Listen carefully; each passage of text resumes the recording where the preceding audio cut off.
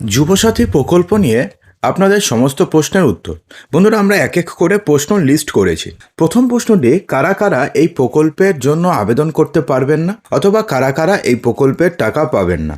দ্বিতীয় প্রশ্নটি হচ্ছে, আপনি যদি বেসরকারি কোনো বা কিংবা প্রাইভেট কোনো কোম্পানিতে চাকরি করেন তাহলে কি এই প্রকল্পে আপনি আবেদন করতে পারবেন এবং আবেদন করলেই কি এই প্রকল্পে আপনি টাকা পাবেন। 3 নম্বরে বলা হয়েছে যে আমার কাছে এসসি সার্টিফিকেট নেই, এসটি সার্টিফিকেট নেই এবং ওবিসি সার্টিফিকেটও নেই।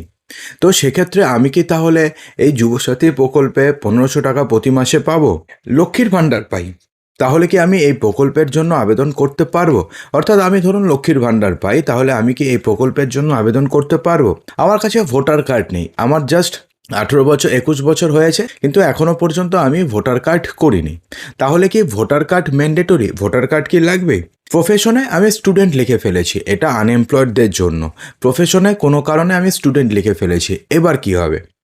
কৃষক বন্ধুর টাকা পাচ্ছি আমি, তাহলে কি এই প্রকল্পের জন্য আমি আবেদন করতে পারবো? এই প্রশ্নগুলো এবং এরকম আরও অনেক প্রশ্নের উত্তর এই ভিডিওতে আপনারা পেয়ে যাবেন। সেজন্য ভিডিওটিকে মোটেও স্কিপ করবেন না, সম্পূর্ণ প্রত্যেকটি ওয়ার্ড শুনবেন। তো চলুন ভিডিওটি শুরু করি। এই প্রতিবেদনটি আমরা পড়ে নিই, তাহলে আপনাদের অনেক প্রশ্নের উত্তর আপনারা এখানেই পেয়ে যাবেন। দেখুন, বলা হয়েছে যে 1 এপ্রিল থেকে চালু হচ্ছে যুবসাথী প্রকল্প। তার আবেদন করার জন্য রবিবার থেকে ক্যাম্প অলরেডি শুরু হয়েছে। কলকাতা সহ জেলায় জেলায় যুবক যুবতীরা লাইন দিয়েছেন বেকার ভাতার জন্য আবেদনের জন্য। আপনার বয়স যদি 21 বছর থেকে 40 বছরের মধ্যে হয়ে থাকে এবং আপনি ছেলে হন অথবা আপনি মেয়ে হন, তাহলে আপনি এই যুবসাথী অথবা বেকার ভাতা পাবেন। তাই সবাই কিন্তু এই যুবসাথী প্রকল্পের আওতায় থাকছেন না। অর্থাৎ আপনি যুবক যুবতী হলে সবাই যে এই প্রকল্পের আওতায় থাকছেন তেমনটা কিন্তু একদমই নয়। দেখুন, আপনাদের বয়স যদি 21 বছর থেকে 40 বছরের মধ্যে হয়ে থাকে এবং আপনি যদি যুবক অথবা যুবতী যেই হন না কেন, আপনি এই ভাতা পাবেন। মহিলা এবং পুরুষ উভয়ই আবেদন করতে পারবেন এই প্রকল্পে। শুধুমাত্র পুরুষরা পারবেন কিংবা শুধুমাত্র মহিলারা পারবেন এরকম কোনো ব্যাপার নেই। সর্বাধিক 5 বছর পর্যন্ত মাসিক 1500 টাকা অর্থ সাহায্য করা হবে এই প্রকল্পের মাধ্যমে। অর্থাৎ সর্বাধিক আপনি পাবেন হচ্ছে 5 বছর পর্যন্ত।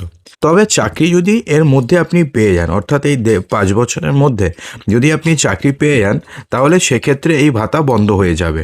আর 5 বছর পরে যদি আপনি চাকরি না পান, তখন ভেবে দেখা হবে এবং ভেবে দেখে ফের পরে সিদ্ধান্ত নেওয়া হবে যে এই ভাতা ওই নির্দিষ্ট যুবক অর্থাৎ ওই নির্দিষ্ট যুবতী যিনি বিগত 5 বছর থেকে পাচ্ছেন, তাকে কি এক্সটেন্ড করা যায় কি তাকে এক্সটেন্ড করা যায় না, সেটা ভেবে দেখে পরে সিদ্ধান্ত নেওয়া হবে।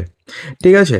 তো মহিলাদের জন্য মমতা বন্দ্যোপাধ্যায় এখনের জন্য সবথেকে জনপ্রিয় প্রকল্প হচ্ছে লক্ষ্মীর ভাণ্ডার। তিনি বিবাহিত হন কিংবা অবিবাহিত হন, সকল মহিলা যারা এই প্রকল্পের আওতায় আছেন তারা সবাই প্রতি মাসে 1500 টাকা করে পান এবং 1700 টাকা করে পান। তবে যুবসাথী আসার পরে একটা প্রশ্ন উঠে আসছে যে যেই সমস্ত মহিলারা লক্ষ্মীর ভাণ্ডারের টাকা পাচ্ছেন, তারাও কি এই যুবসাথী প্রকল্পের জন্য বা যুবসাথী প্রকল্পে প্রতি মাসে 1500 টাকার জন্য আবেদন করতে কি তারা পারবেন? অর্থাৎ তারা কি তাহলে প্রতি মাসে 3000 টাকা করে পাবেন? তাই এর উত্তর হচ্ছে একদমই না। যারা রাজ্য সরকারের অন্য কোনো সামাজিক সুরক্ষা প্রকল্পের উপভোক্তা, তারা এই প্রকল্পের সুবিধা কোনোভাবেই পাবেন না। অর্থাৎ যারা লক্ষ্মীর ভাণ্ডার পাচ্ছেন, মনে রাখবেন, যারা কৃষক ভাতা পাচ্ছেন তারা এই প্রকল্পের সুবিধা পাবেন না। অর্থাৎ অলরেডি যারা লক্ষ্মীর ভাণ্ডার পাচ্ছেন, যারা অলরেডি কৃষক ভাতা পাচ্ছেন, তারা কিন্তু এই প্রকল্পের সুবিধা পাবেন না। এছাড়া যে সমস্ত ব্যক্তি অথবা মহিলা সরকারি অথবা বেসরকারি জায়গায় কর্মরত, তারাও এই প্রকল্পের আওতাভুক্ত হবে না।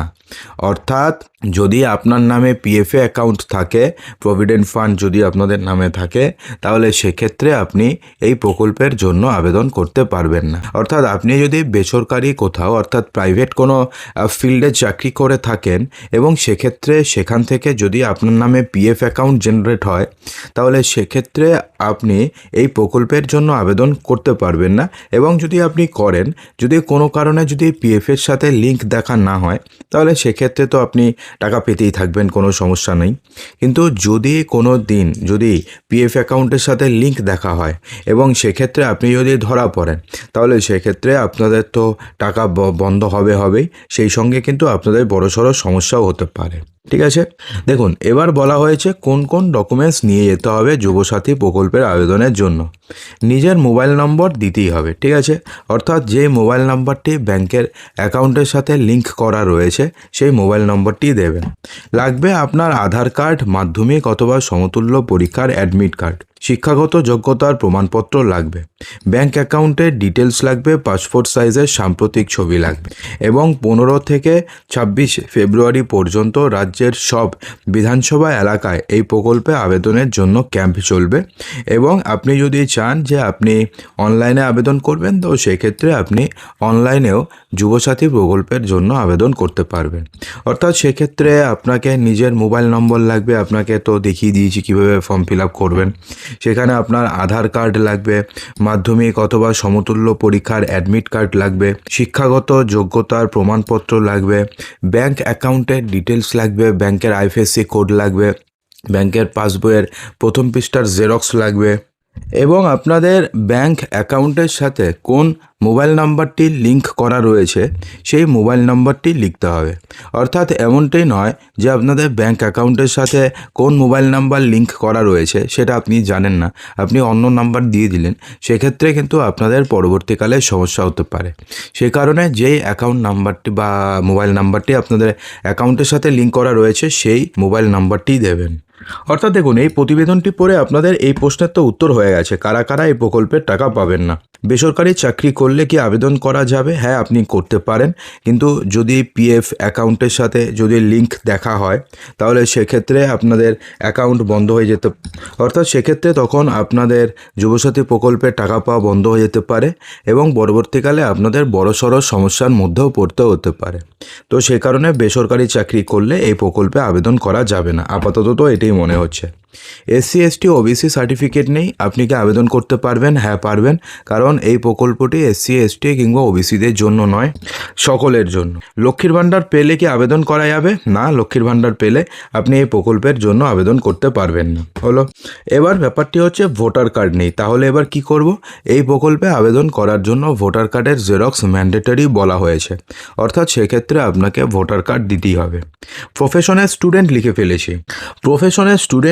ফেলেছি, এবার তাহলে কি হবে? দেখুন, এক্ষেত্রে এই যে যুবসাথী প্রকল্পটি রয়েছে, এই প্রকল্পটি হচ্ছে শুধুমাত্র আনএমপ্লয়েডদের জন্যে, অর্থাৎ যারা বেকার।